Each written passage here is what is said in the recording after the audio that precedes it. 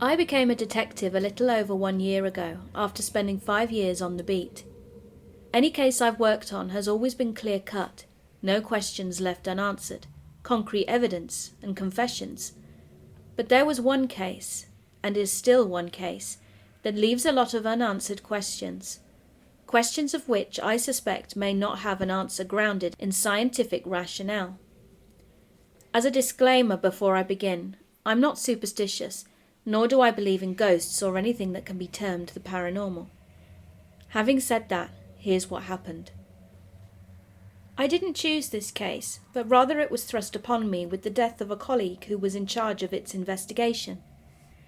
He was a senior detective, 28 years' experience. On the morning after the first night of the investigation, he was found dead in his home. His body was huddled into the back of the walk-in closet of his bedroom. The coroner cited sudden cardiac arrest as the cause of death. The bedroom door and the door to the closet were both shut at the time, and the photographs, I'll have more to say about them later. I was given a case file on a family of 3 who were living in a small flat in the Isle of Wight, UK. The family were Korean immigrants. There was a father, mother, and an infant girl. The case involved the sudden death of the 38-year-old mother. She was found collapsed on the floor of her bedroom.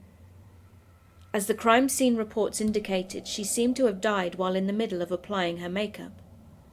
More to follow. The husband, who was initially suspected to be the perpetrator, committed suicide a few days later. He was questioned for 48 hours, then released, due to return 24 hours later. He was found in his van in the garage of a block of flats. A hose was attached to the exhaust with the other end stuck in his window, and the air vents were duct-taped shut. The infant girl was never found and was passed on to the missing persons case officers. Although now, I think she will never be found. When I visited the crime scene myself, things in the flat and some further evidence that I had collected just didn't seem right. I would even say unnatural. Together with a junior detective, I visited the scene roughly 70 hours after the incident took place. It was still classified as a warm crime scene. That is to say, things were mostly left untouched, and as they were at the time of discovery. Some evidence was removed, however. I'll start with the kitchen. On the counter next to the sink were diced pumpkins, dried and crusty, and in a bowl next to it some pieces had been mashed into a fine paste. This was presumably for the baby girl. The living room was otherwise normal. It was clean and well maintained. There was a large bookshelf on the southern wall of the room, which housed around 50 books. All of the books were in Korean, so naturally I couldn't understand the titles. But when I opened some of them, they all appeared to deal with subjects relating to the occult or traditional Korean pagan beliefs. I gathered this from the photographs and drawings. On the arm of the sofa a book was open at a page which showed a zodiac calendar. It looked like a traditional Chinese one, with all the animals around it. Next to this was a diary, the mother's, open at the yearly calendar page. A large red circle was around one of the dates. Incidentally, this was the date her body was found and the day the daughter went missing. At this time, my partner mentioned he had a Korean friend growing up in London. He added that whenever he went to their house at night, all of the mirrors in the house were covered with sheets. He asked his friend about this, who embarrassingly said that it was a silly Korean superstition. At night, he was told, witches can enter this world through mirrors. They come to our world to steal babies and bring them back to hell with them. I shrugged this information off when I heard it. A silly superstition. I'd still like to believe that now.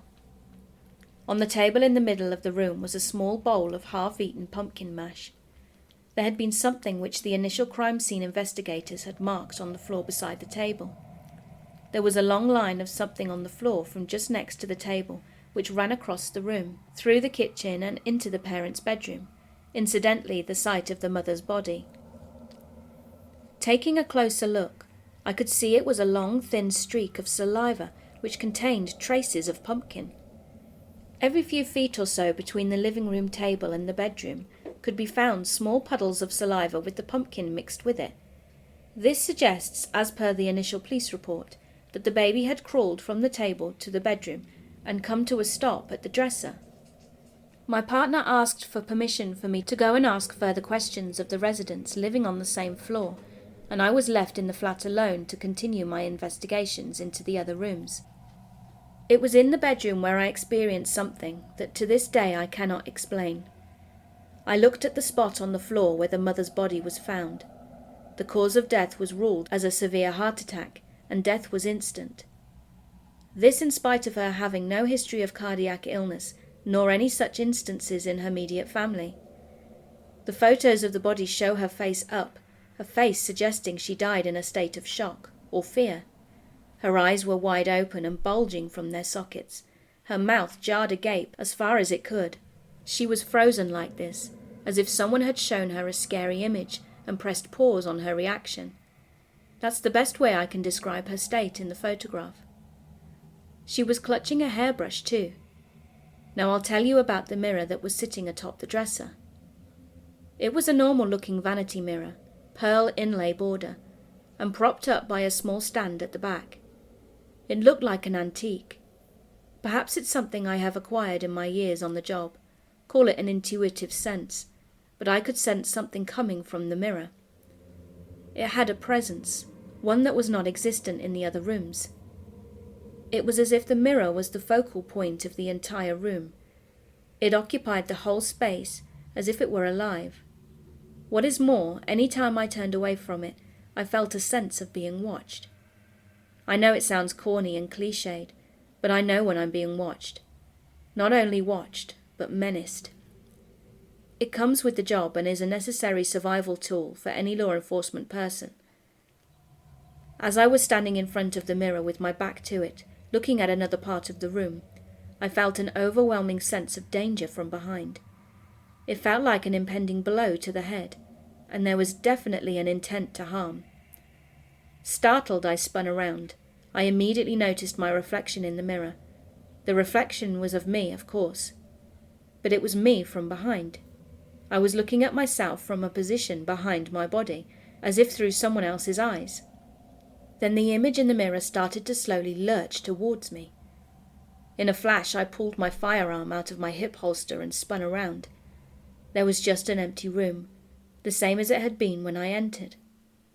I spun back around to face the mirror, gun still held at eye level, and the reflection was of me again, from the front. I stood like this for quite some time, half expecting the image in the mirror to change again. Once my heart stopped beating in my throat, I holstered my weapon and checked around the mirror for anything like a pinhole camera or other device that might make it possible to project on its surface from a remote source. A check of the bedroom also revealed no such devices. I decided to take the mirror as more evidence of the crime scene. Perhaps forensics can find something with it, and more to the point, find something that would give me peace of mind about what I had just seen. I put the mirror in a sealed plastic evidence bag and placed it on the back seat, then called my partner's radio to tell him we were leaving. The whole time driving back to the station, I had the sensation that someone was sitting in the back seat. So strong was the sensation, and still feeling rattled from what I experienced in the flat, I grew fearsome of looking in the rearview mirror. After handing in the mirror to the forensics team, I decided to look over the case photos again, and as I did so, I became aware of a terrifying similarity. All of the deceased, including my senior who passed several days before, all had the same expression on their face. The only words to describe it would be pure horror. The ways their eyes had distended in terror, their mouths distorted in their final scream or plea for mercy, and the way they all seemed to be trying to escape from whatever they were seeing. The mother's body was turned in one direction, her head twisted in the other. The father had his head buried into the cushions of the back seat of the car, and the senior detective was cowering in fear at the back of his closet, which contained a full-length mirror. All three had died in front of a mirror of some sort. Had they seen what I saw? That day as I was leaving, I happened to bump into the forensic officer whom I handed the mirror to. "Evening, sir," he said. "We had a spot of trouble with your mirror." "Oh?" I said. "Yeah, We couldn't get the handprint that was left on it. I hadn't a clue what he was talking about. There may indeed have been a handprint on it, but in my haste to leave I failed to notice it. Handprint? I asked. Yeah, tiny little thing like this. He spread his thumb and index finger apart to indicate the size of the hand. I'd say they were around 8 or 9 months old, definitely an infant. He shook his head in disbelief. This sent an ice-cold wave of recognition through me. It must belong to the daughter. What do you mean you couldn't get to it? I asked. He waited for 2 other staff to walk past and out of earshot before he answered.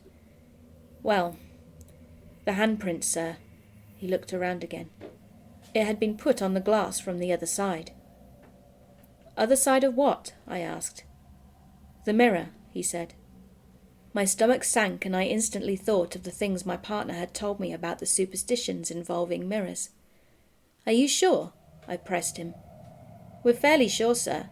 We've taken thousands of prints from glass surfaces and other reflective materials, but we've never seen something like this. He held up his hands. It's a mystery. I started to feel lightheaded. He patted me on the shoulder. But that's for you guys to solve, right?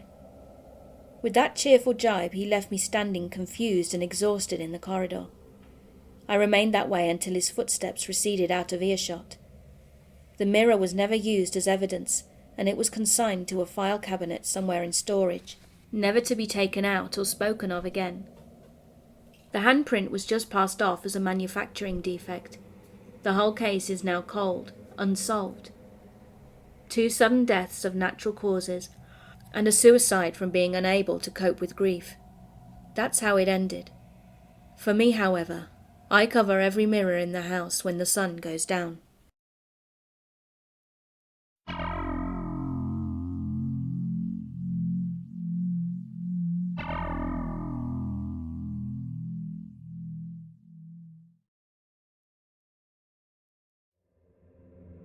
I am not writing about just one thing in this post, but they all occurred in Santa Paula, California in the mid-90s.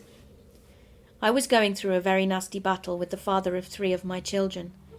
I believe children should know both partners and have a positive relationship with them, but this man was evil. We were all scared for our lives, including my mother, and I had to keep my children where they would be safe. My mother and sister agreed to take care of my 5 children at the time until that mess was all over, and I made a promise to my girls that they would never have to see that man again. He was a stalker, though, and had ways of finding people. He wanted revenge for us breaking from him and running away. We found a small brick triplex townhouse apartment with 4 small garages lining the driveway, and it had a partially enclosed courtyard with a separate 2-story house in the front. It was a small Spanish community in Santa Paula off 8th Street. The place was not very big, but neither were the kids. The landlord understood their desperation, and she let us move them in. The downstairs area consisted of a living room, bathroom, and a kitchen with an open cubbyhole under the stairs. The living room was only 10 feet wide, if that, but it was long. The stairs were located in the back of the house by the door to the backyard.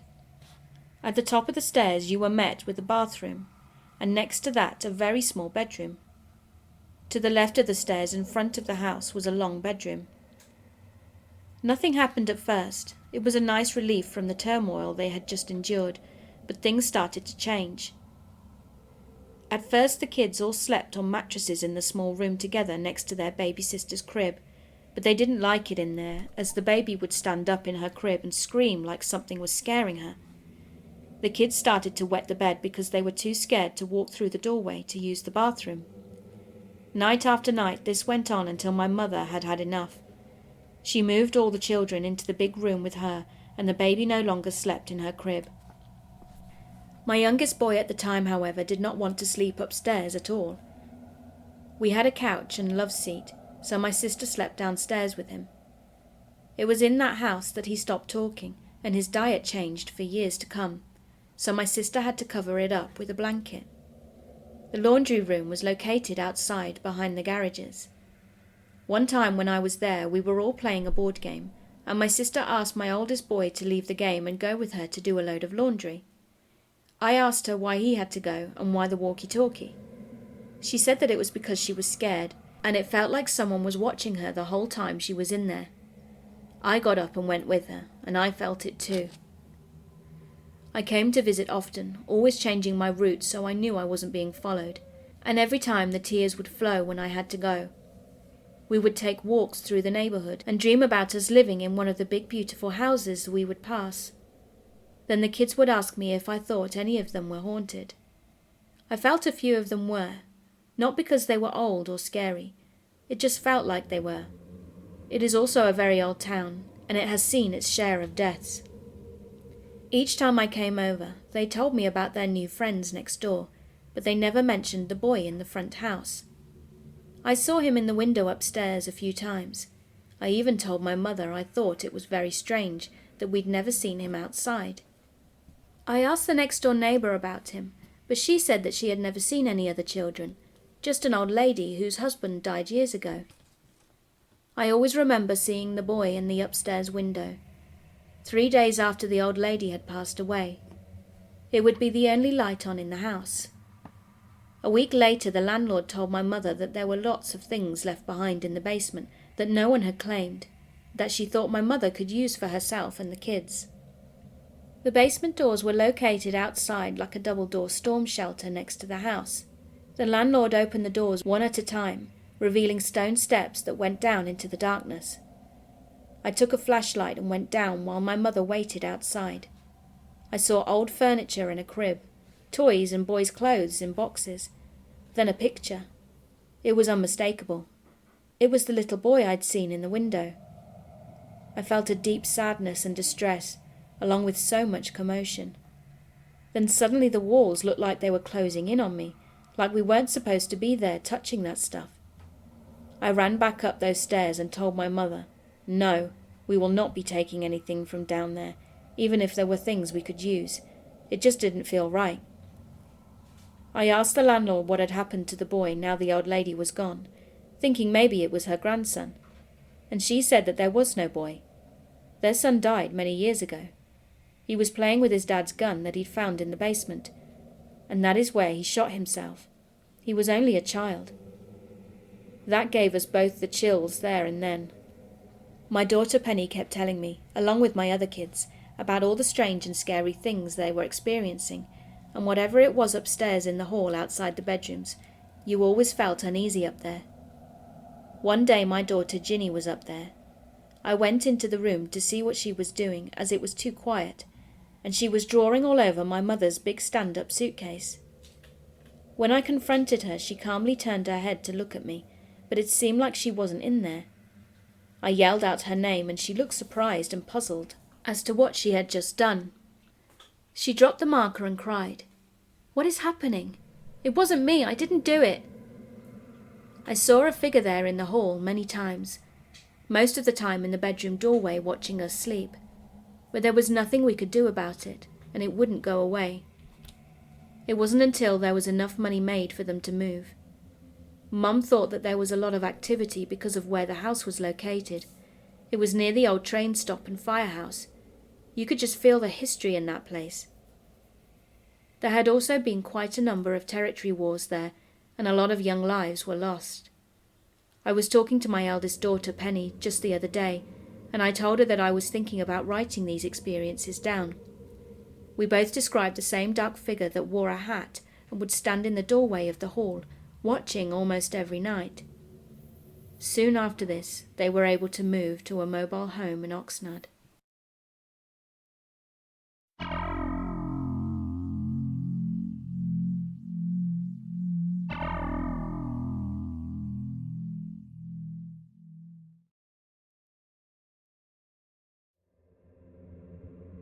When I was 18 years old, I took a gap year in France doing voluntary work on a goat farm in a small village. I wasn't really mature enough at that age, and I wasn't well enough prepared for living with strangers in a village where everyone is at least 25 years older than me. At least, though, I did take every opportunity I could to take my boss's car and drive to the nearest town, to meet people more my own age, or to live an adventure. Since I knew nobody in that town and had no money, I could only meet people who, as me, wandered around having no destination. So I met a lot of homeless and alcoholic, drug-addicted people who were living in the streets or on welfare. Most of them were very nice people, and me having helper syndrome flourished by trying to talk them out of their situations, showing them hope and encouraging them to want more from life. I have lots of stories from this weird period of my life, but the one I'm about to tell you is by far the creepiest. So I was hanging out with my new friends, drinking a beer in the sun. In Europe we're allowed to do so at that age, when a guy came by who I have never seen before. He engaged in conversation with me and seemed very polite. He asked me if I would like to smoke a joint with him, and I said, yeah, why not? He told me that he had to go get it from his place, and would I like to accompany him as he lived nearby. I checked if we had understood each other correctly in our plan, and told him, okay, but when we get there, you get the weed and I'll wait outside. Then we come back here to smoke it, right? He confirmed, and we took off to get the weed. On the way to his place, he started asking a lot of questions like, where in Germany are you from? Are you married? Stuff like that. I felt more and more uncomfortable as we went along, and this feeling reached its peak, when he went on declaring that he neither wasn't married and was looking for a good woman to marry, like you. At his age, I think he was around 30, he was considered in Armenia to be too old to be unmarried, he told me. I nervously giggled and was keeping an eye on my surroundings, looking for an exit should I need one suddenly. It was feeling more and more like I did. There was no one in the streets, and we hadn't seen anyone for a long time now, and I doubted that I could run faster than him. Of course he didn't live nearby. We had been walking for at least 20 minutes at this point. I decided to play it cool, trying not to show him how uncomfortable I was with all the questions he was putting to me, and basically the whole situation. We finally arrived at his place, and of course he tried to convince me to come into his apartment with him. No, I said. We agreed on getting the weed and smoking with the others. We had some 3 minutes of him telling me to, come on, and me replying, no way. Then his demeanour totally changed. He tried to grab my arm and pull me into the building. I started screaming, which I could tell he didn't expect, so he loosened his grip on me. As soon as he did, I just ran away as fast as I could. Finally, there were people around, so I was pretty sure he wouldn't follow me, and thankfully he didn't. He just yelled insults at me. I ran until my lungs hurt. In my panic, I was imagining what could have happened, purely from my own stupidity. But I was far from other incidents that occurred later on.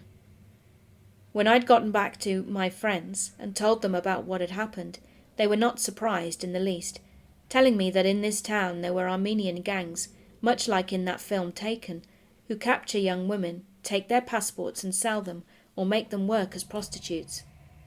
I don't know if that guy was one of those horrible people, but I'm so happy that I survived that encounter without any harm.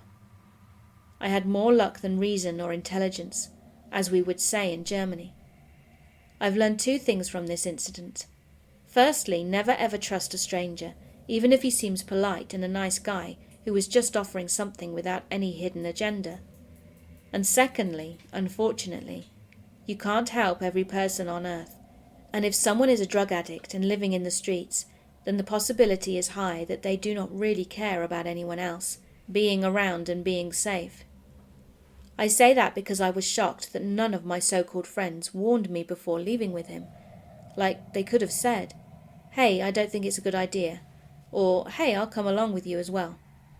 Though they knew about those Armenian gangs, maybe I learned a thing about myself, but retrospectively, I was a very naive 18-year-old.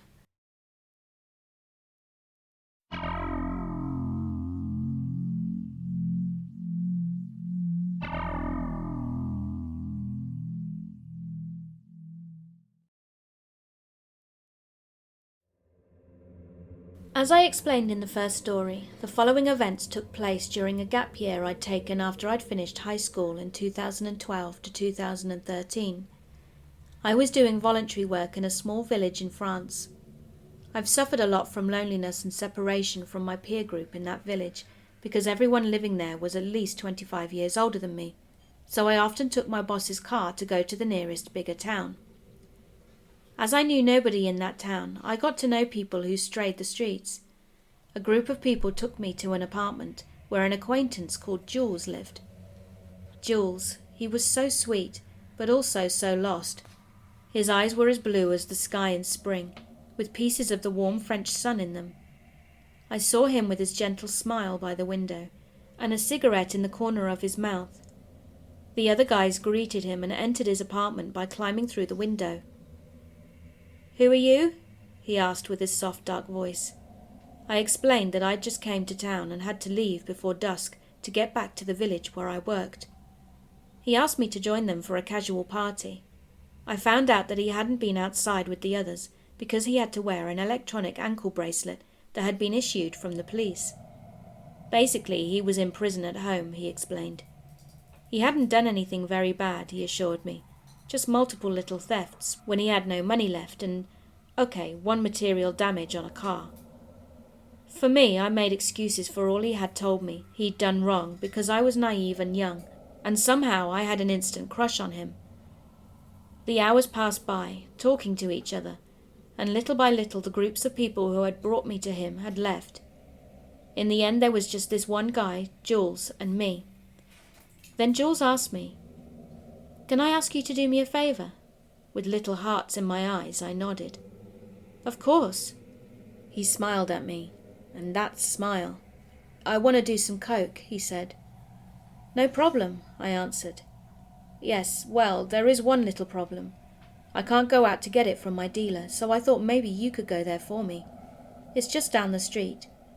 You really don't have to if you feel uncomfortable with it, but it could be fun."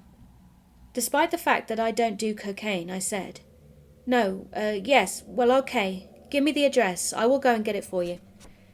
5 minutes later, I was standing in front of a spooky building, with a large and buff guy stood between me and the door. His eyes told me that I should back off a bit, but I was on a mission for my gentle Jules.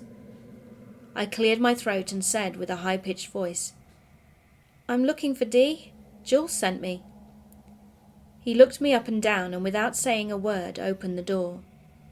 I took the stairs, hearing him following behind me, and I arrived in front of another door. I knocked and another guy with a real hustler face opened the door and let me in. He closed the door behind me and locked it with a key. This place was your typical drug dealer's apartment. 2 guys stood by the windows monitoring the street, and a fat black man was sitting on a couch with a very skinny pale woman by his side. Her face looked like a skull, I swear. Dee smiled, but not in a gentle way like Jules would. It was in more of a malicious way. "Sit down," he said, with a voice marked by mass cigarette and weed consumption. Fear started to crawl up from my stomach and into my head. This is not a safe situation at all. A voice in my head screamed at me. It was the top floor of a 4-story building, and the door was locked. There was only one other woman in the room, from whom I clearly couldn't expect any help from if anything happened. And there were firearms, which in Europe really isn't common at all. Okay, I have to fake self-assurance and fake having control over this situation, I thought to myself, trying to look nonchalant, sitting on my chair. "Jules sent me," I explained. "He said you would know how much and that he had already paid." I smiled, but in fact a horrible thought came into my head. What if his payment is me? Dee laughed and nodded. "Yeah." He reached under the couch for a box. He opened it and I could see another weapon and some white powder. He started weighing it out, and it was taking so long. I was getting more and more nervous, so I rolled a cigarette and smoked to calm down and keep on looking nonchalant. "Here, try some," he said, putting a very large line in front of me. "Oh, no," I said. "I don't do coke, but thank you," I refused. "Come on, it's not much. You have done it before, right?" he insisted. "No, never. I tried a line of speed once, but I didn't like it. I don't need white powder. It causes me too much stress. But really, thank you." A discussion ensued with, "Come on," from him, and "No thanks" from me. I was so afraid of that powder, of him, of the situation, but I somehow managed to stay cool and polite, or at least found the right words to decline without him feeling insulted. But even after that, he wouldn't let me go, even when he packed what Jules had wanted. I swear I must have been there for over an hour. In the end, he eventually gave permission for me to leave. He even gave me his number. "In case you change your mind after taking some with Jules," he said. I just took his number and one of the guys finally opened the door, and I sprinted down the stairs. When I arrived in the street, I just felt so lucky to still be alive and unharmed. "Jules, you bastard. Who would put a girl in that kind of unsafe situation?" I thought. But I couldn't be mad at him when I saw his gentle smile as I climbed through his window. Later on I found out he didn't even take cocaine just for fun. It was to serve his addiction. He even did shots of it, not snorting it, as was generally done by others I'd seen doing it. Well, this is just another story indicating how naive I was at 18, and that you should never trust an addict. Jules clearly didn't care about my safety after all, and that having a crush turns your mind to mush. Though after all, it's Dee who I wouldn't want to meet again. I don't know how you handle it in the States with every gangster and idiot being able to pack a gun. It really frightened me. Stay safe, strangers.